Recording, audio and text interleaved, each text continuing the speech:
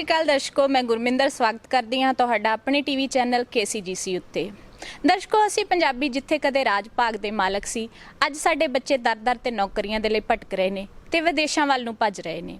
ਇਹ ਵੇਖਣ ਵਿੱਚ ਆਇਆ ਹੈ ਕਿ ਜਿੱਥੇ ਦੂਜੇ ਪ੍ਰਾਂਤਾਂ ਦੇ ਨੌਜਵਾਨਾਂ ਦੇ ਵਿੱਚ ਨੌਕਰੀਆਂ ਦੇ ਲਈ IPS PCS ਬਣਨ ਦੇ ਲਈ ਦੌੜ ਲੱਗੀ ਹੋਈ ਹੈ, ਉੱਥੇ ਪੰਜਾਬੀਆਂ ਦਾ ਨੌਜਵਾਨ ਇਸ ਖੇਤਰ ਵਿੱਚ ਨਾ ਦੇ ਬਰਾਬਰ ਹੈ।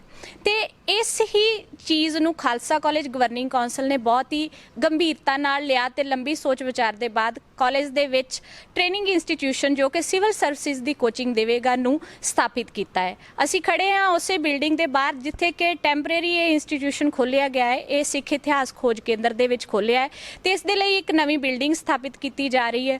ਤੇ ਅੱਜ ਅਸੀਂ ਮਿਲਾਂਗੇ ਇਸ ਇੰਸਟੀਟਿਊਸ਼ਨ ਦੇ ਜਿਹੜੇ ਚੀਫ ਕੋਆਰਡੀਨੇਟਰ ਨੇ ਡਾਕਟਰ ਪਰਮਜੀਤ ਸਿੰਘ ਜੱਜ ਤੇ ਜਿਹੜੇ ਕੋਆਰਡੀਨੇਟਰ ਨੇ ਡਾਕਟਰ ਜਗਰੂਪ ਸਿੰਘ ਸੇਖੋਂ ਜੀ ਨੂੰ, ਜੋ ਕਿ ਗੁਰੂ ਨਾਨਕ ਦੇਵ ਯੂਨੀਵਰਸਿਟੀ ਵਿੱਚ ਆਪਣੀਆਂ ਸੇਵਾਵਾਂ ਨਿਭਾ ਚੁੱਕੇ ਨੇ।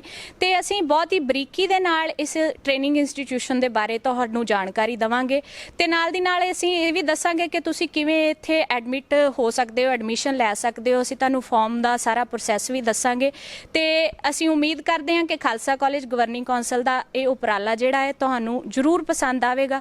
ਸੋ ਆਓ ਮਿਲਦੇ ਹਾਂ ਇਸ ਦੇ ਚੀਫ ਕੋਆਰਡੀਨੇਟਰ ਤੇ ਕੋਆਰਡੀਨੇਟਰ ਤੇ ਜਾਣਦੇ ਹਾਂ ਕਿ ਉਹਨਾਂ ਦੇ ਇਸ ਬਾਰੇ ਕੀ ਰਾਏ ਹੈ। ਦਰਸ਼ਕੋ, ਇਸ ਵਕਤ ਅਸੀਂ ਬੈਠੇ ਹਾਂ ਖਾਲਸਾ ਕਾਲਜ ਗਵਰਨਿੰਗ ਕੌਂਸਲ ਦੇ ਸਿਵਲ ਸਰਵਿਸਿਜ਼ ਟ੍ਰੇਨਿੰਗ ਇੰਸਟੀਟਿਊਸ਼ਨ ਦੇ chief coordinator doctor Paramjit Singh ਜੱਜ ਤੇ ਕੋਆਰਡੀਨੇਟਰ ਡਾਕਟਰ ਜਗਰੂਪ ਸਿੰਘ ਸੇਖੋਂ ਦੇ ਕੋਲ। ਤੇ ਆਓ ਉਹਨਾਂ ਕੋਲੋਂ ਪੁੱਛਦੇ ਹਾਂ ਕਿ ਸਰ ਇਸ ਸੈਂਟਰ ਦੀ ਕਾਰਗੁਜ਼ਾਰੀ ਕਿਵੇਂ ਦੀ ਹੈ, ਕਿਵੇਂ ਦੀ ਕਾਰਜ ਪ੍ਰਣਾਲੀ ਹੈ। ਅੱਜ ਤਾਂ ਇਹ ਸ਼ੁਰੂ ਹੋ ਕੀਤਾ ਸੀ ਇਸ ਸਾਲ, ਤੇ ਜੇ ਪੈਂਡੈਮਿਕ ਤੇ ਰੋਕ ਲੱਗ ਜਾਵੇ ਤਾਂ ਫਿਰ ਅਸੀਂ ਕਲਾਸਾਂ ਸ਼ੁਰੂ ਕਰਾਂਗੇ। ਇਹ ਜਿੰਨੇ ਵੀ ਅੱਜ ਕੱਲ੍ਹ ਜਿਹੜੀ ਇੰਪਲੋਇਮੈਂਟ ਹੈ, ਲੋਕਾਂ ਨੂੰ ਨੌਕਰੀ ਮਿਲ ਰਹੀ ਹੈ, ਉਹਨਾਂ ਨੂੰ ਪਹਿਲਾਂ ਟੈਸਟ ਦੇਣਾ ਪੈਂਦਾ ਹੈ ਕਿਸੇ ਵੀ ਲੈਵਲ 'ਤੇ, ਭਾਵੇਂ ਉਹ ਕਲਾਸ 1 ਹੋਵੇ ਭਾਵੇਂ ਕਲਾਸ K3 ਹੋਵੇ। ਸਾਡਾ ਜਿਹੜਾ ਹੈਗਾ ਵੀ ਉਹ ਜਿਹੜੇ ਬੱਚੇ ਆਉਂਦੇ ਆ ਜਿਹੜੇ ਟੈਸਟ ਦੇਣਾ ਚਾਹੁੰਦੇ ਆ ਉਹਨਾਂ ਨੂੰ ਤਿਆਰ ਕੀਤਾ ਜਾਵੇ ਤੇ ਉਹ ਜਿਹੜਾ ਤਿਆਰ ਕਰਨਾ ਹੈ ਉਹਦੀ ਅਸੀਂ ਅਲੱਗ-ਅਲੱਗ ਢੰਗ ਨਾਲ ਕਰਦੇ ਹਾਂ। ਉਹ ਇਹ ਨਹੀਂ ਹੈਗੀ ਵੀ ਉਹਨਾਂ ਨੂੰ ਭਾਸ਼ਣ ਦੇਈ ਜਾਓ, ਉਹਨਾਂ ਦੇ ਵਿੱਚ ਵਿਸ਼ਵਾਸ ਪੈਦਾ ਕਰਨਾ, ਉਹਨਾਂ ਦੀਆਂ ਕਮਿਊਨੀਕੇਸ਼ਨ ਸਕਿੱਲਸ ਇੰਪਰੂਵ ਕਰਨੀਆਂ, ਉਹਨਾਂ ਨੂੰ ਕਹਿਣਾ ਵੀ ਤੁਸੀਂ ਆਪ ਪੜ੍ਹੋ, ਆਪਣੇ ਢੰਗ ਨਾਲ ਤਿਆਰੀ ਕਰੋ, ਬਟ ਫਿਰ ਚੀਜ਼ ਨੂੰ ਸਮਝੋ, ਉਹਨਾਂ ਨੂੰ ਸਮਝਣ ਵਿੱਚ ਮਦਦ ਕਰਨੀ, ਕਿਸ ਕੋਈ ਗੱਲ ਕਿਵੇਂ ਕਮਿਊਨੀਕੇਟ ਕਰਨੀ ਆ ਉਹ ਕਰਨੀ। ਤੇ ਸਾਡਾ ਇਹ ਪਲਾਨ ਹੈਗਾ ਹੈ ਜਦੋਂ ਅਸੀਂ ਸ਼ੁਰੂ ਕਰਾਂਗੇ। ਹੁਣ ਅਜੇ ਤਾਂ ਇਹ ਆ ਰਜਿਸਟ੍ਰੇਸ਼ਨ ਸ਼ੁਰੂ ਕਰਤੀ ਆ, ਜਦੋਂ ਇਹ ਪ੍ਰੋਸੈਸ ਸ਼ੁਰੂ ਹੋ ਗਿਆ ਇਹ ਆਨਲਾਈਨ ਨਹੀਂ ਹੋ ਸਕਦਾ। ਹਾਂਜੀ, ਜਿਸ ਕਰਕੇ ਜਦੋਂ ਫਿਰ ਫਿਜ਼ੀਕਲੀ ਪੋਸੀਬਲ ਹੋਇਆ ਤੇ ਫਿਰ ਅਸੀਂ ਕਲਾਸਾਂ ਸ਼ੁਰੂ ਕਰ। ਤੇ ਸਰ ਇੱਥੇ ਐਡਮਿਸ਼ਨ ਲੈਣ ਦਾ ਕੀ ਕ੍ਰਾਈਟੇਰੀਆ ਹੈ? ਸਟੂਡੈਂਟਸ ਕਿਵੇਂ ਇਸ ਸੈਂਟਰ ਦੇ ਵਿੱਚ ਆਪਣੇ ਆਪ ਨੂੰ ਕਰਵਾ ਸਕਦੇ ਹਨ? ਇਹਦੇ ਵਿੱਚ ਐਡਮਿਸ਼ਨ ਪ੍ਰੋਸੈਸ ਸ਼ੁਰੂ ਹੋ ਚੁੱਕਾ ਹੈ। ਦੋ ਕੈਟੇਗਰੀਜ਼ ਜਿਹੜੀਆਂ ਹੈਗੀਆਂ ਵਾ ਉਹ ਅਸੀਂ ਆਇਡੈਂਟੀਫਾਈ ਕੀਤੀਆਂ ਹੈ। ਇੱਕ ਤਾਂ ਉਹ ਬੱਚੇ ਆ ਜਿਹੜੇ +2 ਤੋਂ ਬਾਅਦ ਜਿਹੜੇ ਜਿਨ੍ਹਾਂ ਸਰਵਿਸਿਜ਼ ਵਾਸਤੇ ਉਹ ਐਲੀਜੀਬਲ ਹੈ, ਜਿਸ ਤਰੀਕੇ ਨਾਲ ਆਰਮੀ ਦੇ ਵਿੱਚ ਹੈ, ਡਿਫੈਂਸ ਸਰਵਿਸਿਜ਼ ਹੈਗੀਆਂ ਵਾ, ਜਾਂ ਇਹਦੇ ਨਾਲ ਰਿਲੇਟਡ ਕੋਈ ਹੋਰ ਜਿਹੜੀਆਂ ਵੀ ਸਰਵਿਸਿਜ਼ ਹੈਗੀਆਂ ਜਿਹਦੇ ਵਿੱਚ ਬੇਸਿਕ ਕੁਆਲੀਫਿਕੇਸ਼ਨ ਜਿਹੜੀ ਆ ਉਹ +2 ਹੈ। ਤੇ ਉਹਨਾਂ ਦੀ ਐਨਰੋਲਮੈਂਟ ਜਿੱਥੇ ਸ਼ੁਰੂ ਹੋਈ ਆ। ਇੱਕ ਹੈਗੀ ਜਿਹੜੀਆਂ ਮੇਨ ਸਿਵਲ ਸਰਵਿਸਿਜ਼ ਹੈਗੀਆਂ ਜਿਹਦੇ ਵਿੱਚ ਸੈਂਟਰ ਸਿਵਲ ਸਰਵਿਸਿਜ਼ ਹੈਗੀਆਂ ਜਿਹਦੇ ਵਿੱਚੋਂ ਮੋਟੇ ਤੌਰ 'ਤੇ IAS IPS ਉਹ ਹੈਗੀਆਂ। ਇੱਕ ਹੁੰਦੀਆਂ ਸਟੇਟ ਸਿਵਲ ਸਰਵਿਸਿਜ਼ ਜਿਹਦੇ ਵਿੱਚੋਂ PCS ਹੈਗੀ ਆ, ਜਾਂ ਉਹਦੇ ਵਿੱਚ ਪੁਲਿਸ ਸਰਵਿਸਿਜ਼ ਹੈਗੀਆਂ, ਜਾਂ ਹੋਰ ਬਹੁਤ ਸਾਰੀਆਂ ਜਿਹੜੀਆਂ ਹੋਰ ਸਰਵਿਸਿਜ਼ ਹੈਗੀਆਂ ਉਹ ਉਹਦੇ ਵਿੱਚ ਉਹ ਜਿਨ੍ਹਾਂ ਦੀ ਜਿਹੜੀ ਐਲੀਜੀਬਿਲਟੀ ਆ ਉਹ ਹੈਗੀ ਆ ਗ੍ਰੈਜੂਏਸ਼ਨ ਦੀ ਸਿਰਫ ਡਿਗਰੀ ਜਿਹੜੀ ਹੈਗੀ ਆ ਉਹੀ ਰਿਕੁਆਇਰਡ ਆ, ਕਿਉਂਕਿ ਉਹਦੇ ਵਿੱਚ ਉਹ ਪਾਸ ਡਿਗਰੀ ਚਾਹੁੰਦੇ ਆ। ਅਤੇ ਉਹਨਾਂ ਨੂੰ ਜਿਹੜੀਆਂ ਜਿਹੜੇ ਵਿਦਿਆਰਥੀ ਆਉਂਦੇ ਜਦੋਂ ਉਹਨਾਂ ਨੂੰ ਇਹ ਪੁੱਛਿਆ ਜਾਂਦਾ ਕਿ ਉਹਨਾਂ ਦਾ ਜਿਹੜਾ ਹੈਗਾ ਇੰਟਰਸਟ ਕਿਸ ਪਾਸੇ ਵਾਲਾ, ਜਾਂ ਕਿਸ ਸਰਵਿਸ ਵਾਸਤੇ ਉਹ ਇੱਥੋਂ ਟ੍ਰੇਨਿੰਗ ਲੈਣੀ ਚਾਹੁੰਦੇ ਆ, ਅਤੇ ਉਹਨਾਂ ਨੂੰ ਫਿਰ ਉਸ ਤਰੀਕੇ ਦੇ ਨਾਲ ਉਹਨਾਂ ਦੀ ਜਿਹੜੀ ਖਾਸ ਕਰਕੇ ਜਿਹੜੇ ਉਹਨਾਂ ਦੇ ਸਬਜੈਕਟ ਪੜ੍ਹੇ ਆ, ਜਿਹੜੀਆਂ ਦੀ ਕਮਿਊਨੀਕੇਸ਼ਨ ਜਿਹੜੀ ਸੀਗੀ ਉਹਨਾਂ ਦੇ ਵਿੱਚ ਸਕੂਲ ਲੈਵਲ 'ਤੇ ਕਾਲਜ ਲੈਵਲ ਦੇ ਉੱਤੇ, ਉਹਨੂੰ ਸਾਰਿਆਂ ਨੂੰ ਜਿਹੜਾ ਹੈਗਾ ਇਹਨੂੰ ਅੰਡਰਸਟੈਂਡ ਕਰਕੇ ਪਹਿਲਾ ਪ੍ਰੋਸੈਸ ਹੈਗਾ ਐਨਰੋਲਮੈਂਟ ਹੋਣਾ। ਐਨਰੋਲਮੈਂਟ ਤੋਂ ਬਾਅਦ ਜਿਹੜਾ ਹੈਗਾ ਵਾ ਉਹ ਤੋਂ ਬਾਅਦ ਜਿੱਦਾਂ ਡਾਕਟਰ ਸਾਹਿਬ ਨੇ ਹੁਣੇ ਦੱਸਿਆ ਵਾ, ਕਿਉਂਕਿ ਇਹਦੇ ਵਿੱਚ ਅਸੀਂ ਆਨਲਾਈਨ ਵਾਲਾ ਜਿਹੜਾ ਪ੍ਰੋਸੈਸ ਨਹੀਂ ਹੈ, ਇਹਦੇ ਵਿੱਚ ਤਾਂ ਆਫਲਾਈਨ ਹੈ, 1 to 1 ਹੈ। ਬੱਚਿਆਂ ਨੂੰ ਦੇਖ ਕੇ, ਉਹਨਾਂ ਦੀ ਪਰਸਨੈਲਿਟੀ ਦੇਖ ਕੇ, ਉਹਨਾਂ ਦੇ ਨਾਲ ਜਿਹੜਾ ਇੰਟਰੈਕਟ ਕਰਕੇ ਕਿ ਕਿਸ ਕਿਸਮ ਦੀ ਜਿਹੜੀ ਇਹਨਾਂ ਨੂੰ ਗਾਈਡੈਂਸ ਦੀ ਲੋੜ ਹੈ, ਕਿਸ ਕਿਸਮ ਦਾ ਇਹਨਾਂ ਦਾ ਪੋਟੈਂਸ਼ੀਅਲ ਹੈ, ਜਾਂ ਕਿਸ ਕਿਸਮ ਦਾ ਇਹਨਾਂ ਦੇ ਵਿੱਚ ਕੌਨਫੀਡੈਂਸ ਇਨਫਿਊਜ਼ ਕਰਨ ਦੀ ਲੋੜ ਹੈਗੀ ਆ, ਤੇ ਉਹ ਜਦੋਂ ਇਹ ਪ੍ਰੋਸੈਸ ਸ਼ੁਰੂ ਹੋਊਗਾ ਫਿਰ ਉਹ ਅਸੀਂ ਜਿਹੜੀਆਂ ਇਹਦੀਆਂ ਕਲਾਸਾਂ ਸ਼ੁਰੂ ਕਰਾਂਗੇ। ਪਰ ਇਸ ਵੇਲੇ ਇਹੀ ਹੈਗਾ ਕਿ ਕੋਈ ਵੀ ਬੱਚਾ ਜਿਹਨੇ +2 ਕੀਤੀ ਆ, ਕੋਈ ਵੀ ਬੱਚਾ ਜਿਹੜਾ ਗ੍ਰੈਜੂਏਸ਼ਨ ਹੈਗਾ ਵਾ, ਉਹ ਆਪਣਾ ਜਿਹੜਾ ਐਨਰੋਲਮੈਂਟ ਆ ਖਾਲਸਾ ਕਾਲਜ ਦੇ ਵਿੱਚ ਕਰ ਸਕਦਾ ਹੈ। ਤੇ ਉਹ ਐਨਰੋਲਮੈਂਟ ਓਪਨ ਹੈ ਇੱਥੋਂ ਦੀ। ਤੇ ਜਦੋਂ ਵੀ ਐਨਰੋਲਮੈਂਟ ਦੀ ਉਹ ਪ੍ਰੋਸੈਸ, ਇਹ ਐਨਰੋਲਮੈਂਟ ਜਿਹੜੀ ਹੈਗੀ ਆ, ਅਸੀਂ ਜਿਹੜਾ ਕੋਸ਼ਿਸ਼ ਕਰਾਂਗੇ ਵੀ ਰਾਊਂਡ ਦੀ ਕਲੌਕ ਚੱਲਦਾ ਰਹੇ, ਕਿ ਜਦੋਂ ਵੀ ਇਹ ਇਸ ਕਿਸਮ ਦੇ ਬੈਚਸ ਜਿਹੜੇ ਹੈਗੇ ਆ ਉਹਨਾਂ ਨੂੰ ਜਿਹੜੀ ਇਸ ਕਿਸਮ ਦੀ ਟ੍ਰੇਨਿੰਗ ਦੇਣ ਦੀ ਲੋੜ ਪਊਗੀ, ਉਹ ਆਉਂਦੀ ਰਹੂ। ਤੇ ਸਰ ਜਿਹੜੇ ਟੀਚਰਸ ਤੁਸੀਂ ਇਹਦੇ ਲਈ ਅਪਾਇੰਟ ਕਰ ਰਹੇ ਹੋ, ਉਹਨਾਂ ਦੀ ਕੀ ਕੁਆਲੀਫਿਕੇਸ਼ਨ ਆ, ਕਿੱਥੋਂ ਤੱਕ ਕੁਆਲੀਫਾਈਡ ਜਿਹੜੇ ਨੇ ਗਾਂ ਸਟੂਡੈਂਟਸ ਨੂੰ ਟ੍ਰੇਨਿੰਗ ਦੇਣ ਲਈ ਤੁਸੀਂ ਅਪਾਇੰਟ ਕਰ ਰਹੇ ਹੋ? ਨਹੀਂ, ਇਹਨਾਂ ਵਿੱਚ ਟੀਚਰਸ ਨਹੀਂ ਅਪਾਇੰਟ ਕਰਨੇ, ਹਾਂਜੀ, ਕਿਉਂਕਿ ਇਹ ਇੱਕ ਇਹੋ ਜਿਹਾ ਪ੍ਰੋਸੈਸ ਹੈ ਜਿਹਦੇ ਵਿੱਚ ਜੇ ਟੀਚਰ ਅਪਾਇੰਟ ਕਰਨ ਲੱਗੇ ਤਾਂ 200 ਟੀਚਰ ਭਾਵੇਂ ਅਪਾਇੰਟ ਕਰ ਲਓ, ਹਾਂਜੀ, ਕਿਉਂਕਿ ਇਹਦੇ ਸਾਰੇ ਸਿਲੇਬਸ ਦੀ ਤਿਆਰੀ ਹੈ।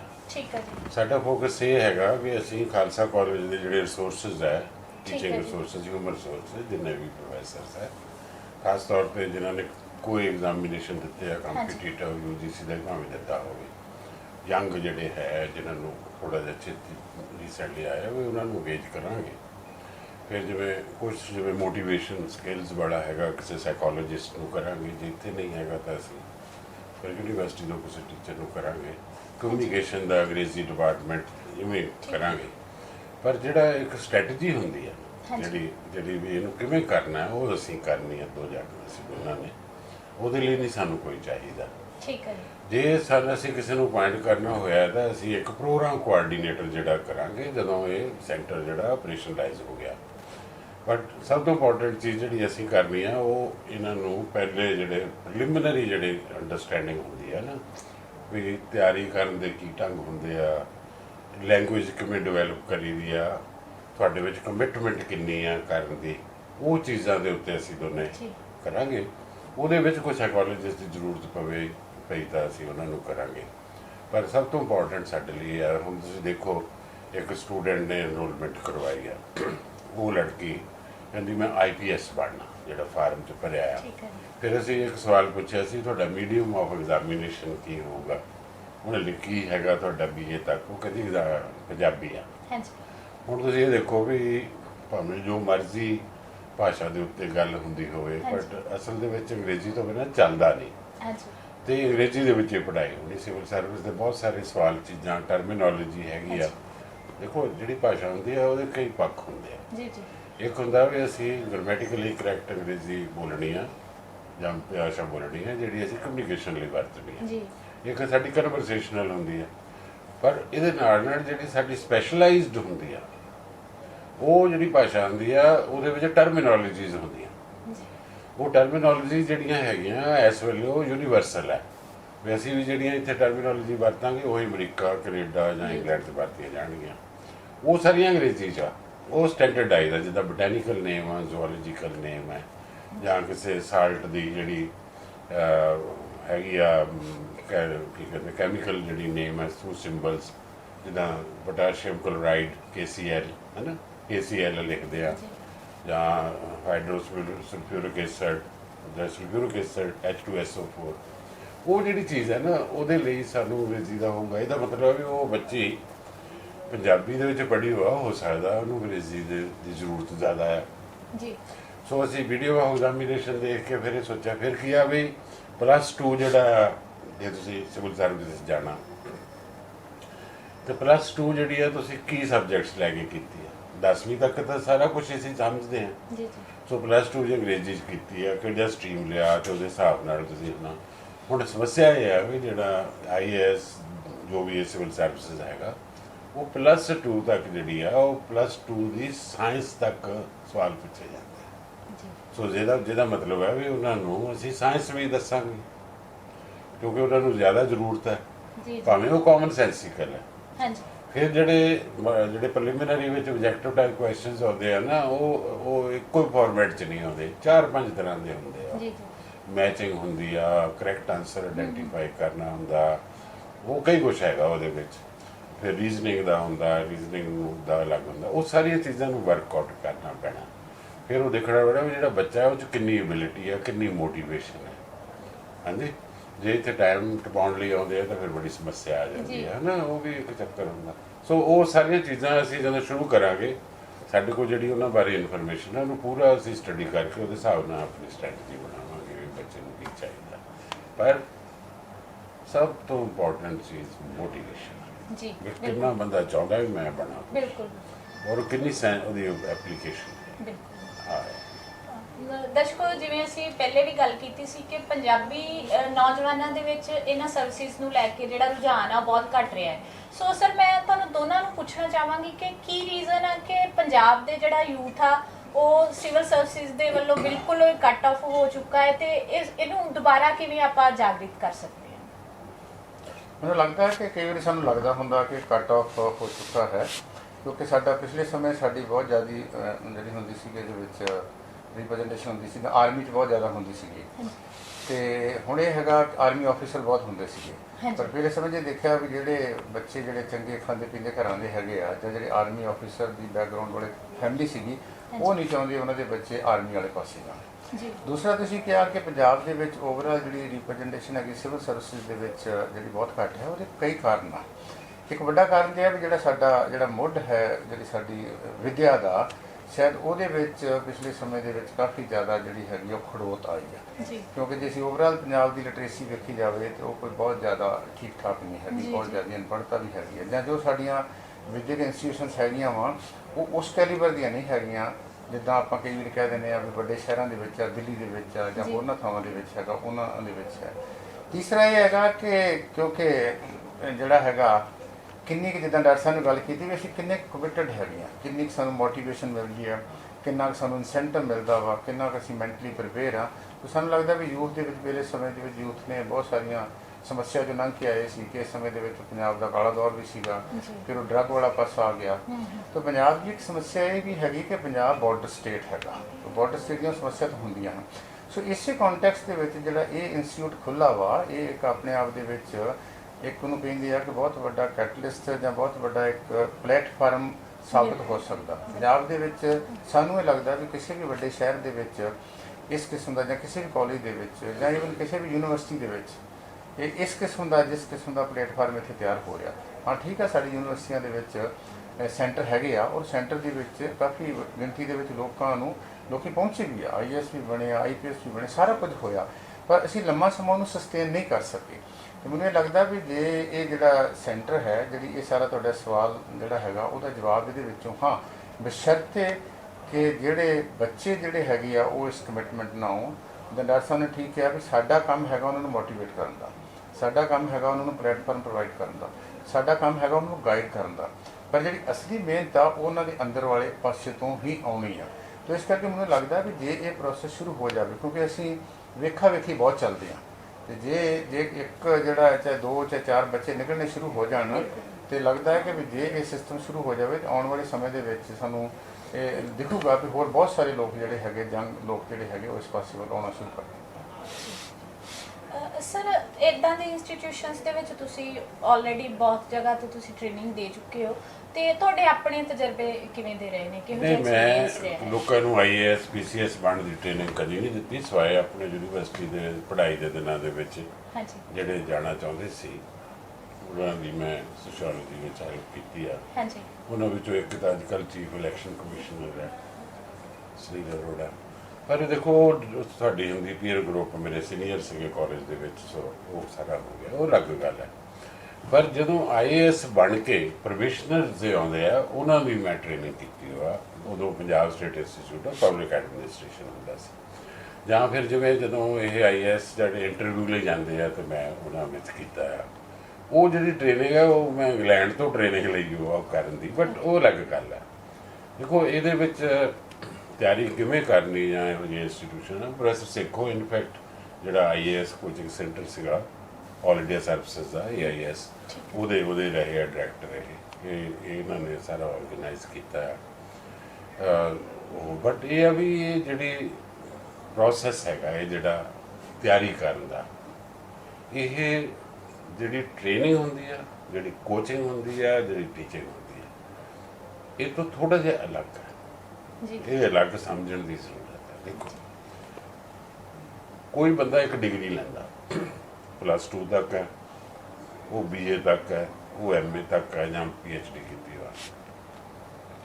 ਅਸੀਂ ਉਹਦੇ ਵਿੱਚ ਤਿੰਨ ਚੀਜ਼ਾਂ ਦੇਖੀਆਂ ਜਦੋਂ ਵੀ ਉਹਨੂੰ ਨੌਕਰੀ ਦੇਣੀ ਹੋਵੇ ਜਾਂ ਉਹਨੂੰ ਤਿਆਰ ਕਰਨਾ ਹੋਵੇ ਟੈਸਟ ਦੇਣ ਲਈ, ਕਿ ਇਹ ਸੋਚ ਕੇ ਵੀ ਉਹ ਅਲਟੀਮੇਟਲੀ ਪਾਸ ਹੋ ਕੇ ਇੰਟਰਵਿਊ 'ਤੇ ਜਾਏਗਾ।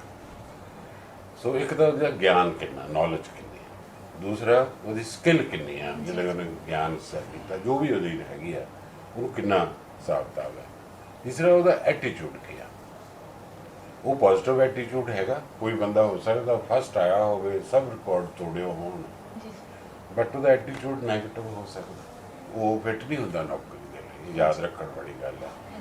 ਤੁਸੀਂ ਦੇਖੋ ਵੀ ਹਿੰਦੁਸਤਾਨ ਦੇ ਟੌਪਰਸ ਨੇ ਕਦੀ ਕੋਈ ਖਾਸ ਪਰਫਾਰਮ ਨਹੀਂ ਕੀਤਾ ਹੈਗਾ ਜੀ ਜੀ, ਕਿਉਂਕਿ ਉਹ ਇੱਕ ਤਾਂ ਰੱਟਾ ਮਾਰ ਕੇ ਕ੍ਰਾਈਮ ਕਰਨ ਦੇ ਵਿੱਚ ਲੋਕੀ ਬੜੇ ਤਕੜੇ ਹੁੰਦੇ ਆ ਤੇ ਉਹ ਕਈ ਵਾਰ ਬਹੁਤ ਨੰਬਰ ਲੈ ਜਾਂਦੇ ਆ, ਪਰ ਉਹ ਐਟੀਟਿਊਡ ਨਹੀਂ ਹੁੰਦਾ, ਜ਼ਿੰਦਗੀ ਬਾਰੇ ਸਮਝ ਨਹੀਂ ਹੁੰਦੀ, ਆਲਾ ਦੁਆਲਾ ਨਹੀਂ ਪੜ੍ਹਿਆ ਹੁੰਦਾ, ਕੋਈ ਹੌਬੀ ਨਹੀਂ ਹੁੰਦੀ, ਘਰਦਿਆਂ ਨੇ ਘਰ 'ਚ ਕਨਫਾਈਨ ਕੀਤਾ ਹੁੰਦਾ, ਇਹੋ ਜਿਹੇ ਬੱਚੇ ਨਹੀਂ ਬਣ ਸਕਦੇ।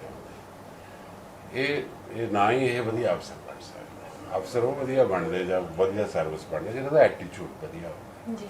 ਸੋ ਜੇ ਤੁਸੀਂ ਡਿਗਰੀ ਕੀਤੀ ਹੋ ਆ ਤੇ ਇਹ ਬੇਸਿਕ ਮੰਨ ਕੇ ਚੱਲਣਾ ਪੈਂਦਾ ਸਾਨੂੰ ਵੀ ਇਹਨਾਂ ਦੀ ਨੌਲੇਜ ਤੇ ਸਕਿੱਲ ਹੈਗੀ ਆ, ਪਰ ਕੀ ਇਹਨਾਂ ਦਾ ਐਟੀਟਿਊਡ ਹੈਗਾ ਉਹ ਵੱਡੀ ਗੱਲ ਹੈ। ਅਨਫੋਰਚੂਨੇਟਲੀ ਪ੍ਰੋਫੈਸਰ ਸੇਖੋਂ ਨੇ ਬਹੁਤ ਵਧੀਆ ਗੱਲ ਕਹੀ ਕਿ ਸਾਡਾ ਜਿਹੜਾ ਵਿਦਿਅਕ ਢਾਂਚਾ ਇੰਨਾ ਥੱਲੇ ਚਲਾ ਗਿਆ ਕਿ ਸਾਨੂੰ ਇਹ ਵੀ ਦੇਖਣਾ ਪੈਂਦਾ ਵੀ ਉਹਦੇ ਕੋਲ ਜੋ ਉਹਨੇ ਡਿਗਰੀ ਲਈ ਆ ਉਹਦਾ ਗਿਆਨ ਹੈਗਾ, ਉਹਦੇ ਕੋਲ ਜੋ ਉਹਦੀ ਸਕਿੱਲ ਹੈਗੀ ਆ। ਹਾਂਜੀ, ਇਹ ਸਾਡੇ ਹਿੰਦੁਸਤਾਨ ਦੀ ਸਭ ਤੋਂ ਕ੍ਰਾਈਸਿਸ ਵੱਡੀ ਹੈ, ਸਭ ਤੋਂ ਵੱਡੀ ਕ੍ਰਾਈਸਿਸ ਇਹ ਆ ਵੀ ਅਸੀਂ ਉਹ ਵੀ ਦੇਖਦੇ ਹਾਂ ਜਿਹੜਾ ਸਾਨੂੰ ਸਪੋਜ਼ ਕਰਨਾ ਚਾਹੀਦਾ। ਇਸੇ ਕਰਕੇ ਕੀ ਹੈਗਾ ਵੀ ਅਸੀਂ ਸਰਟੀਫਿਕੇਟ ਤੇ ਵਿਸ਼ਵਾਸ ਨਹੀਂ ਕਰਦੇ ਜੀ। ਜੇ ਸਾਡਾ ਸਰਟੀਫਿਕੇਟ ਹੋਵੇ ਤਾਂ ਸਾਨੂੰ ਪਤਾ ਹੈ ਵੀ ਇਹਦੀ ਨੌਲੇਜ ਸਕਿੱਲ ਹੈ, ਪਰ ਸਾਨੂੰ ਆਪਣੇ ਵਿਦਿਅਕ ਢਾਂਚੇ ਤੇ ਵਿਸ਼ਵਾਸ ਨਹੀਂ, ਇਸ ਕਰਕੇ ਸਾਨੂੰ ਪਤਾ ਵੀ ਇਹਦੀ ਨੌਲੇਜ ਤੇ ਸਕਿੱਲ ਵੀ ਨਹੀਂ ਹੋਣੀ। ਅੱਛਾ, ਹੋ ਸਕਦਾ ਕਿਸੇ ਟੀਚਰ ਦੇ ਸਬਜ਼ੀ ਸੁਬਜ਼ੀ ਲਿਆ ਕੇ ਘਰੋਂ ਡਿਗਰੀ ਲੈ ਲਈ ਹੋਵੇ, ਇਹ ਵੀ ਚੱਲਦਾ ਨਾ, ਇਸ ਮੁਲਕ ਸਾਰਾ ਫਿਊਡਲ ਹੈ, ਪਰ ਐਟੀਟਿਊਡ ਜਿਹੜਾ ਆ ਉਹ ਦੇਖਣਾ ਹੁੰਦਾ। ਐਟੀਟਿਊਡ ਜੇ ਵਿਦਿਅਕ ਢਾਂਚਾ ਠੀਕ ਹੈ, ਬੱਚਾ ਸਾਰੇ ਪ੍ਰੋਸੈਸ ਵਿੱਚ ਬੜਾ ਓਨੈਸਟਲੀ ਨਿਕਲਿਆ ਤੇ ਆਪਣੇ ਆਪ ਠੀਕ ਹੈ, ਫਿਰ ਤਾਂ ਐਟੀਟਿਊਡ ਰਹਿ ਗਿਆ ਨਾ। ਸੋ ਇਹ ਜਿਹੜੀਆਂ ਚੀਜ਼ਾਂ ਹੁੰਦੀਆਂ, ਇਹ ਜਿਹੜੀ ਨੌਕਰੀ ਦੀ ਜਦੋਜਹਿਦ ਹੈ, ਇਹਦੇ ਵਿੱਚ ਸਾਡੀ ਸਮੱਸਿਆ ਇਹ ਆ ਫਿਰ ਬੱਚੇ ਨੂੰ ਕਹਿਣਾ ਭਾਈ ਨੌਲੇਜ ਗ੍ਰਹਿਣ ਕਰੋ, ਜੇ ਨਹੀਂ ਹੈਗਾ ਉਹ ਕਿਵੇਂ ਗ੍ਰਹਿਣ ਕਰਨੀ ਆ, ਉਹ ਇੱਕ ਪ੍ਰੋਸੈਸ ਹੈ। ਨਹੀਂ ਤਾਂ ਫਿਰ ਉਹ ਰਾਓ ਦੀ ਅਕੈਡਮੀ ਤੋਂ ਨੋਟਸ ਲਿਆ ਕੇ ਤਿਆਰ ਕਰਦੇ ਆ, ਕਦੇ 500 ਬੱਚਾ ਬੀਅਰ ਹੁੰਦਾ ਤੇ 500 ਉਹੀ ਨੋਟਸ ਤੋਂ ਲਿਖਦਾ ਜਵਾਬ। ਨੰਬਰ ਕਿਉਂ ਦੇਊਗਾ ਐਗਜ਼ਾਮੀਨਰ ਉਹਨਾਂ ਨੂੰ? ਉਹ ਕਹਿੰਦੇ ਵੀ ਨਕਲ ਮਾਰੀ ਹੋਏ ਤਾਂ ਸਾਰੀ, ਜਿੰਨਾ ਚਿਰ ਤੁਸੀਂ ਆਪ ਤਿਆਰ ਨਹੀਂ ਕਰੋਗੇ।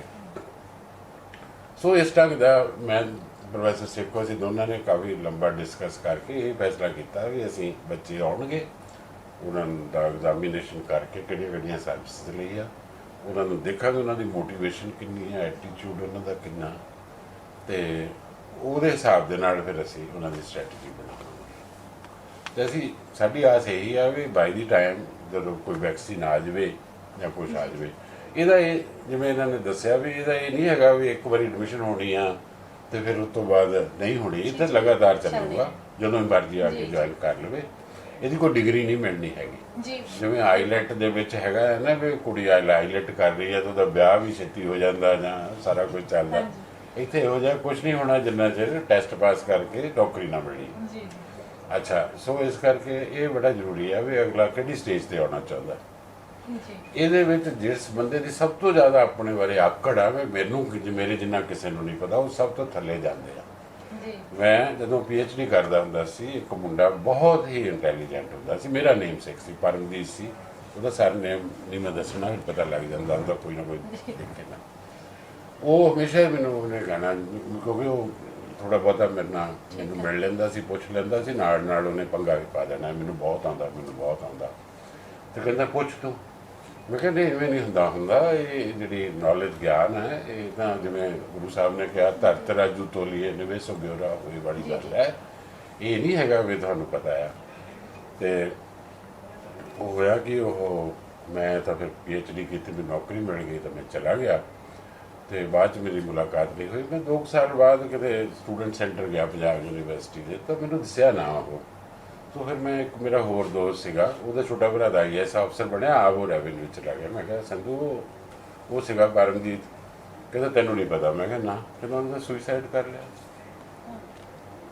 ਕਿਉਂਕਿ ਫਿਰ ਫੇਲੀਅਰ ਦੀ ਨਹੀਂ ਕਰ ਸਕਿਆ ਮੈਂ ਉਹਨੂੰ ਕਹਿੰਦਾ ਸੀ ਤਾਂ ਨਹੀਂ ਹੋਣੀ, ਇਵੇਂ ਨਾ ਕਰ, ਇਹਨੂੰ ਖੁੱਲ੍ਹਾ ਕਰ, ਆਪਣੇ ਦਿਮਾਗ ਨੂੰ ਓਪਨ ਕਰ।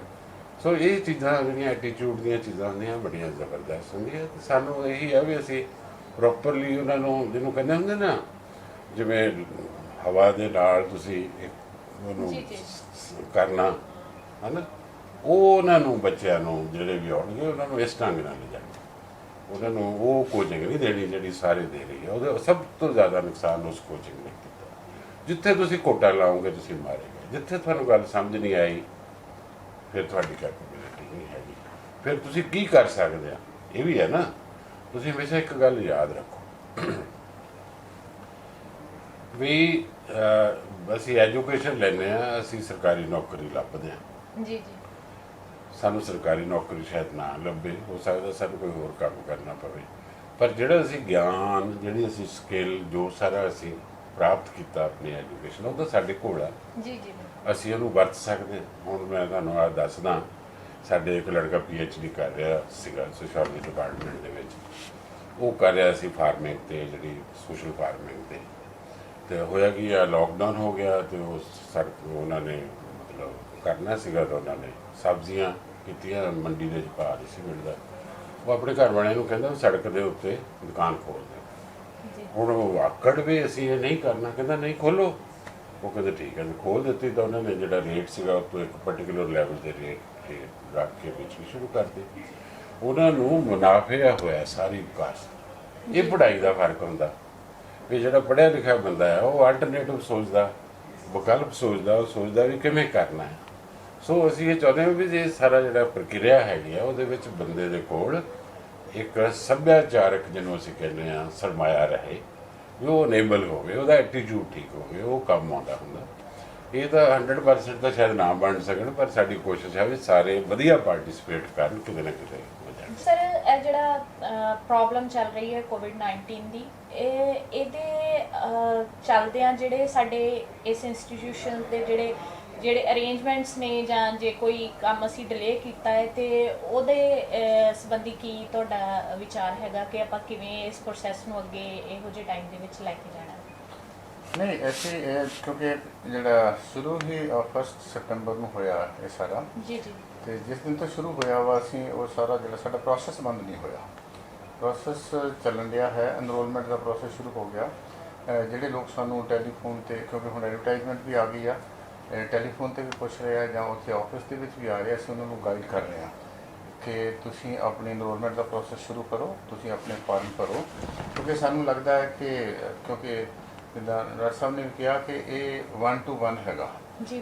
ਤੇ ਹਾਂ, ਦੂਸਰਾ ਇਹ ਹੈ ਕਿ ਜੇ ਕੁਝ ਲੋਕ ਜਿੱਦਾਂ ਮੰਨ ਲਓ ਕਿ ਵੱਡੀ ਗਿਣਤੀ ਦੇ ਵਿੱਚ ਲੋਕ ਐਨਰੋਲਮੈਂਟ ਹੋ ਜਾਂਦੇ ਆ, ਤੇ ਇਹ ਵੀ ਸਾਨੂੰ ਲੱਗਦਾ ਕਿ ਅਸੀਂ, ਕਿਉਂਕਿ ਇੱਥੇ ਸਾਡਾ ਟੈਂਪਰੇਰੀ ਕੈਂਪ ਆਫਿਸ ਹੈਗਾ, ਸਾਡੇ ਕੋਲ ਸਿਰਫ ਇੱਕ ਰੂਮ ਹੀ ਹੈਗਾ ਜਿਹਦੇ ਵਿੱਚ ਅਸੀਂ ਸਾਰਾ ਕੰਮ ਚਲਾ ਰਹੇ ਹਾਂ, ਤੇ ਸਾਨੂੰ ਇਹ ਲੱਗਦਾ ਹੈ ਕਿ ਬਹੁਤ ਜਲਦੀ ਅਸੀਂ ਜਿਹੜਾ ਮੇਨ ਇਹਦਾ ਢਾਂਚਾ ਬਣਿਆ ਹੈ, ਜਿਹੜਾ ਇਹਦਾ ਡਿਪਾਰਟਮੈਂਟ ਬਣਿਆ ਹੈ, ਜਿਹਦੇ ਵਿੱਚ ਸਾਰੀਆਂ ਸਹੂਲਤਾਂ ਹੈ, ਉਹਦੇ ਵਿੱਚ ਕਲਾਸਰੂਮ ਵੀ ਹੈਗੇ ਆ, ਲਾਇਬ੍ਰੇਰੀ ਵੀ ਹੈਗੀ ਆ, ਆਫਿਸ ਵੀ ਹੈਗੀ ਆ, ਅਸੀਂ ਉੱਥੇ ਸ਼ਿਫਟ ਕਰ ਜਾਵਾਂਗੇ, ਸ਼ਾਇਦ ਛੇਤੀ ਜਲਦੀ ਹੀ ਉੱਥੇ ਸ਼ਿਫਟ ਕਰ ਜਾਵਾਂਗੇ। ਜੇ ਮੰਨ ਲਓ ਕਿ ਇਹ ਪੈਂਡੇਮਿਕ ਬਹੁਤ ਲੰਮਾ ਸਮਾਂ ਤੱਕ ਚੱਲਦੀ ਹੈ, ਤੇ ਫਿਰ ਅਸੀਂ ਇਹ ਕੋਸ਼ਿਸ਼ ਕਰਾਂਗੇ ਕਿ ਸਾਡੇ ਕੋਲ ਐਨਰੋਲਮੈਂਟ ਕਾਫੀ ਜ਼ਿਆਦਾ ਹੋ ਜਾਂਦੀ ਹੈ, ਸਾਡੇ ਕੋਲ ਉੱਥੇ ਰੂਮ ਬਹੁਤ ਵੱਡੇ ਵੱਡੇ ਆ, ਤੇ ਅਸੀਂ ਛੋਟੇ ਬੈਚਿਸ ਦੇ ਵਿੱਚ ਬੱਚਿਆਂ ਨੂੰ, ਜਿਵੇਂ ਫਾਰ ਐਗਜ਼ਾਮਪਲ 10-10 ਦਾ ਹੋ ਜਾਂ 15-15 ਦਾ, ਉਸ ਕਮਰਿਆਂ 'ਚ ਅਸੀਂ ਸੀਟਿੰਗ ਅਰੇਂਜਮੈਂਟ ਇੱਦਾਂ ਦਾ ਕਰ ਲਵਾਂਗੇ। ਉੱਥੇ ਜਾ ਕੇ ਜਿਵੇਂ ਇਹਨਾਂ ਨੇ ਦੱਸਿਆ, ਇਨੀਸ਼ੀਅਲ ਦੇ ਵਿੱਚ ਉਹਨਾਂ ਦੇ ਨਾਲ ਇੰਟਰੈਕਟ ਕਰਕੇ, ਉਹਨਾਂ ਦਾ ਜਿਹੜਾ ਲੈਵਲ ਚੈੱਕ ਕਰਕੇ, ਉਹਨਾਂ ਦਾ ਮੋਟੀਵੇਸ਼ਨ ਲੈਵਲ ਚੈੱਕ ਕਰਕੇ, ਉਹਨਾਂ ਦੀ ਜਿਹੜੇ ਵਿੱਚ ਨੌਲੇਜ ਉਹਨੂੰ ਚੈੱਕ ਕਰਕੇ, ਅਸੀਂ ਉਹਨਾਂ ਨੂੰ ਗਾਈਡ ਕਰਨਾ ਜਿਹੜਾ ਵਾ ਉਹ ਸ਼ੁਰੂ ਕਰ ਦੇਵਾਂਗੇ। ਸੋ ਇਹ ਪੈਂਡੇਮਿਕ ਆਸਤੇ ਕਰਦੇ ਹਾਂ ਵੀ ਬਹੁਤ ਜਲਦੀ ਖਤਮ ਹੋ ਜੂ। ਜਦੋਂ ਵੀ ਇਹ ਖਤਮ ਹੋ ਜਾਂਦਾ, ਫਿਰ ਨਾਰਮਲ ਪ੍ਰੋਸੈਸ ਜਿਹੜਾ ਹੁੰਦਾ ਸੀਗਾ ਆਪਣਾ, ਜਿਹੜਾ ਇਹ ਸਾਰਾ ਇੰਟਰੈਕਸ਼ਨ ਦਾ, ਟੀਚਿੰਗ ਦਾ, ਉਹਦੇ ਨਾਲ ਹੀ ਮੈਂ ਦੱਸਣਾ ਚਾਹੁੰਦਾ ਵੀ ਖਾਲਸਾ ਕਾਲਜ ਜਿਹੜਾ ਤੁਸੀਂ ਦੱਸਿਆ ਕਿ ਰਿਸੋਰਸ ਪਰਸਨ, ਇਹਦੇ ਵਿੱਚ ਬਹੁਤ ਹੀ ਇੱਕ ਮਤਲਬ ਰਿਚ ਰਿਸੋਰਸ ਪਰਸਨਸ ਹੈਗੇ ਆ, ਬਹੁਤ ਵੱਡੀ ਫੈਕਲਟੀ ਹੈ। ਮੈਨੂੰ ਪਤਾ ਲੱਗਾ ਕਿ 60-70 ਟੀਚਰ ਸਾਇੰਸ ਫੈਕਲਟੀ ਦੇ ਹੈ। ਤਾਂ ਜਿਹੜੇ ਸਿਵਲ ਸਰਵਿਸਿਜ਼ ਹੁੰਦੇ ਆ, ਇਹਦੇ ਵਿੱਚ ਜਿਹੜਾ ਸਿਲੇਬਸ ਆ ਉਹ ਪਾਰਟਸ ਦੇ ਵਿੱਚ ਹੁੰਦਾ, ਕਿ ਥੋੜਾ ਹਿੱਸਾ ਕੈਮਿਸਟਰੀ ਆ ਗਿਆ, ਫਿਜ਼ਿਕਸ ਆ ਗਿਆ, ਜੀਓਲੋਜੀ ਆ ਗਿਆ, ਬੋਟਨੀ ਆ ਗਿਆ, ਪੋਲੀਟੀਕਲ ਸਾਇੰਸ ਆ ਗਿਆ, ਹਿੰਦੀ ਲੈਂਗੁਏਜ ਆ ਗਿਆ, ਮੈਥਮੈਟਿਕਸ ਆ ਗਿਆ। ਤਾਂ ਅਸੀਂ ਉਸ ਤਰੀਕੇ ਦਾ ਸਿਸਟਮ ਕਰਾਂਗੇ ਕਿ ਜਿਹੜੇ ਇੱਥੇ ਦੇ ਟੀਚਰਸ ਹੈਗੇ ਆ, ਯੰਗ ਟੀਚਰਸ ਹੈਗੇ ਆ, ਜਾਂ ਜਿਹੜੇ ਦੂਸਰੇ ਵੀ ਟੀਚਰ ਹੈਗੇ ਆ, ਜਿਹੜੇ ਜਿਨ੍ਹਾਂ ਕੋਲ ਬਹੁਤ ਪੁਰਾਣਾ ਤਜਰਬਾ ਹੈ, ਉਹਨਾਂ ਨਾਲ ਟਾਈ ਅਪ ਕਰਕੇ ਕਿ ਉਹਦੇ ਵਿੱਚੋਂ ਕਿੰਨੇ ਹੀ ਜਿਹੜੇ ਉਹ ਆਪਣੇ ਹੈਗੇ ਆ ਵਰਕਿੰਗ ਆਵਰਸ ਦੇ ਵਿੱਚ ਉਹ ਬੱਚਿਆਂ ਦੇ ਨਾਲ ਇਹ ਸਿਲੇਬਸ ਨੂੰ ਡਿਸਕਸ ਕਰ ਸਕਦੇ ਆ ਜਾਂ ਉਹਨਾਂ ਦੇ ਨਾਲ ਇੰਟਰੈਕਟ ਕਰ ਸਕਦੇ। ਇਹ ਸਾਰਾ ਪਲੈਨਿੰਗ ਉਸ ਤਰੀਕੇ ਨਾਲ ਬਣਦੀ। ਜਿੱਦਾਂ ਦੱਸਿਆ ਵੀ ਸਾਡੇ ਕੋਲ ਇੱਥੇ ਖੁਦ ਸਾਡਾ ਆਪਣਾ ਬਹੁਤ ਰਿਸੋਰਸ ਪਰਸਨ ਦਾ ਭਰਿਆ ਪਿਆ ਹੈ। ਦੂਸਰਾ ਕਿ ਸਾਨੂੰ ਇਹ ਵੀ ਇਹਨਾਂ ਵੱਲੋਂ ਸੰਸਥਾ ਵੱਲੋਂ ਖੁੱਲ੍ਹੀ ਛੁੱਟੀ ਦਿੱਤੀ ਗਈ ਆ ਵੀ ਤੁਹਾਨੂੰ ਜਿੱਥੋਂ ਵੀ ਠੀਕ ਲੱਗਦਾ ਹੈ ਕਿ ਤੁਹਾਡੀ ਜ਼ਰੂਰਤ ਮੁਤਾਬਕ ਤੁਸੀਂ ਉੱਥੋਂ ਰਿਸੋਰਸ ਪਰਸਨ ਨੂੰ ਇਸ ਕੰਮ ਵਾਸਤੇ ਜਿਹੜਾ ਉਹਨੂੰ ਮੰਗਵਾ ਸਕਦੇ ਹੋ। ਦੂਸਰਾ ਮੈਂ ਇੱਥੇ ਗੱਲ, ਕਿਉਂਕਿ ਸਾਡਾ ਮੇਰਾ ਥੋੜ੍ਹਾ ਜਿਹਾ ਤਜਰਬਾ ਹੈਗਾ ਯੂਨੀਵਰਸਿਟੀ ਦੇ ਵਿੱਚ, ਮੈਂ 2.5 ਸਾਲ ਇਸ ਜਿਹੜਾ ਆਲ ਇੰਡੀਆ ਸੈਂਟਰ ਸੀਗਾ ਉਹਦੇ ਵਿੱਚ ਰਿਹਾ ਹਾਂ।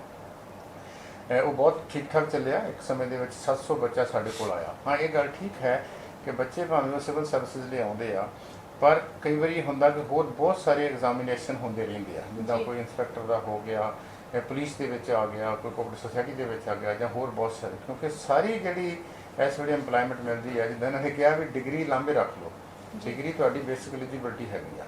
ਸਿਵਲ ਸਰਵਿਸ ਦੇ ਵਿੱਚ ਪਰਸੈਂਟੇਜ ਆਫ ਮਾਰਕਸ ਨਹੀਂ ਹੈਗੇ ਵੀ ਤੁਹਾਨੂੰ 50 ਚਾਹੀਦੀ ਆ, 60 ਚਾਹੀਦੀ ਆ। ਉਸ ਤੋਂ ਬਾਅਦ ਸਾਡਾ ਟੈਸਟ ਹੁੰਦਾ। ਉਹ ਬੱਚੇ ਆਉਂਦੇ ਤਾਂ ਹਾਇਰ ਉਹਦੇ ਵਾਸਤੇ ਆ, ਫਾਰ ਐਗਜ਼ਾਮਪਲ PCS ਵਾਸਤੇ ਆਉਂਦੇ, IAS ਵਾਸਤੇ ਆਉਂਦੇ ਆ। ਬਾਅਦ ਦੇ ਵਿੱਚ ਕੋਈ ਵੀਡੀਓ ਬਣ ਜਾਂਦਾ, ਕੋਈ ਜਿਹੜਾ ਇੰਸਪੈਕਟਰ ਬਣ ਜਾਂਦਾ, ਉਹ ਉਸ ਪਾਸੇ ਨੂੰ ਨਿਕਲ ਜਾਂਦੇ ਆ। ਤੇ ਜਿੱਦਾਂ ਜਾਗ ਲਾਉਣ ਵਾਲੀ ਗੱਲ ਹੈਗੀ ਉਹਦੇ ਵਿੱਚੋਂ। ਦੂਸਰਾ ਇਹਦਾ ਐਡਵਾਂਟੇਜ ਇਹ ਹੋਊਗਾ, ਸਾਡੇ ਉੱਥੇ ਥੋੜ੍ਹਾ ਜਿਹਾ ਸੀਗਾ ਕਿਉਂਕਿ ਯੂਨੀਵਰਸਿਟੀ ਵਿੱਚ ਆਲਰੇਡੀ ਸਾਡਾ ਬਹੁਤ ਸਟੂਡੈਂਟ ਹੁੰਦੇ ਆ, ਅਸੀਂ ਉਹਨਾਂ ਨੂੰ ਹੋਸਟਲ ਆਫਰ ਨਹੀਂ ਸੀ ਕਰ ਸਕਦੇ।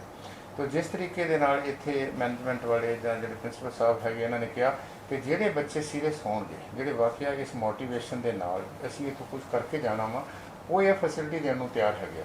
ਅਤੇ ਮੈਨੂੰ ਇਹ ਲੱਗਦਾ ਵੀ ਜਦੋਂ ਇਹ ਸਾਰਾ ਪ੍ਰੋਸੈਸ ਪੂਰਾ ਸਰਕਲ ਕਰ ਲਊਗਾ, ਉਸ ਤੋਂ ਬਾਅਦ ਸਾਡੇ ਦੀ ਜਿਹੜੀ ਪਲੈਨਿੰਗ ਹੋਊਗੀ ਜਾਂ ਆਉਣ ਵਾਲਾ ਜਿਹੜਾ ਏਜੰਡਾ ਵਾ ਉਹ ਅਸੀਂ ਤਿਆਰ ਕਰ ਲਾਂਗੇ। ਪਰ ਇਹ ਗੱਲ ਅਸੀਂ ਬਹੁਤ ਕਲੀਅਰ ਹਾਂ ਵੀ ਅਸੀਂ ਇਹਨੂੰ ਕਿਸ ਤਰੀਕੇ ਦੇ ਨਾਲ ਇਹਨੂੰ ਸ਼ੁਰੂ ਕਰਨਾ ਹੈ, ਲਾਂਚ ਕਰਨਾ ਹੈ, ਔਰ ਕਿਸ ਤਰੀਕੇ ਦੇ ਨਾਲ ਇਹਨੂੰ ਚਲਾਉਣਾ ਹੈ, ਤਾਂ ਕਿ ਕੋਸ਼ਿਸ਼ ਕੀਤੀ ਜਾਵੇ। ਕੋਸ਼ਿਸ਼ ਹੈ ਜੀ ਕਿ ਇੱਦਾਂ ਦੀ ਕੋਸ਼ਿਸ਼ ਕੀਤੀ ਜਾਵੇ ਕਿ ਕੋਈ ਨਾ ਕੋਈ, ਜਿਹੜੀ ਤੁਸੀਂ ਸਵਾਲ ਤੁਹਾਡਾ ਸੀਗਾ ਕਿ ਪੰਜਾਬ ਦੇ ਬੱਚੇ ਜਿਹੜੇ ਹੈਗੇ ਆ ਵੀ ਉਹਨਾਂ ਦੀ ਗਿਣਤੀ ਬਹੁਤ ਘੱਟ ਵਾ, ਅਤੇ ਅਸੀਂ ਕੋਸ਼ਿਸ਼ ਇਹ ਕਰਾਂਗੇ ਵੀ ਲੋਕਾਂ ਦਾ ਬਹੁਤ ਸਾਰਾ ਇੰਟਰਸਟ ਇਹ 'ਚ ਪੈਦਾ ਹੋਵੇ। ਕਿਉਂਕਿ ਪੰਜਾਬ 'ਚ ਇਹ ਵੀ ਹੈਗਾ ਨਾ, ਜਿਸ ਕੰਮ ਨੂੰ ਪੰਜਾਬ ਦੇ ਬੱਚੇ ਕਰਨਾ ਸ਼ੁਰੂ ਕਰ ਦਿੰਦੇ ਆ, ਫਿਰ ਉਹਨੂੰ ਪਿੱਛੇ ਨਹੀਂ ਹਟਦੇ, ਰੀਸੋ ਰੀਸ ਕਰਦੇ ਆ। ਅਤੇ ਉਹ ਤਾਂ ਹੀ ਹੁੰਦਾ ਜਿਸ ਨੂੰ ਮੋਟੀਵੇਟ ਕਰਦੇ ਆ। ਕੋਟਿਆਂ ਨਾਲ ਕਦੀ ਤਰੱਕੀ ਨਹੀਂ ਕਰ ਸਕਦੇ, ਨਾ ਉਹਦੇ ਨਾਲ ਕੋਈ ਮੋਟੀਵੇਟ ਹੁੰਦਾ। ਇਸ ਕ੍ਰੀਏਟਿਵਿਟੀ ਹੈ ਕਿ ਤੁਹਾਡੇ 'ਚ ਇਸ ਕਿਸਮ ਦੀ ਜਿਹੜੀ ਐਬਿਲਿਟੀ ਪੈਦਾ ਕੀਤੀ ਜਾਵੇ ਕਿ ਤੁਸੀਂ ਆਪ ਚੀਜ਼ਾਂ ਨੂੰ ਸੋਚੋ ਅਤੇ ਸੋਚਦੇ ਹੋਏ ਅੱਗੇ ਗਾਂਹ ਵੱਧਦੇ ਜਾਓ। ਸੋ ਇਹ ਸਾਡੀ ਪਲੈਨਿੰਗ ਹੈਗੀ। ਪਰ ਕਿਉਂਕਿ for the time being Ajay initial stage ਦੇ ਉੱਤੇ ਆ, ਅਸੀਂ ਅਜੇ ਟੈਂਪਰੇਰੀ ਜਗ੍ਹਾ ਦੇ ਉੱਤੇ ਹੈਗੇ ਬੈਠੇ। ਜਦੋਂ ਅਸੀਂ ਉਸ 'ਤੇ ਸ਼ਿਫਟ ਕਰ ਜਾਵਾਂਗੇ ਆਪਣਾ ਜਿਹੜਾ ਹੈਗਾ ਦੂਸਰਾ ਸਾਡਾ ਜਿਹੜਾ ਅਦਾਰਾ ਹੈ, ਅਤੇ ਫਿਰ ਹੋ ਸਕਦਾ ਕਿ ਸਾਡੇ ਲਈ ਹੋਰ ਜ਼ਿਆਦਾ ਵਧੀਆ ਤਰੀਕੇ ਦੇ ਨਾਲ ਅਸੀਂ ਇਹਨੂੰ ਹੋਰ ਜਿਹੜਾ ਅੱਗੇ ਲੈ ਸਕੀਏ।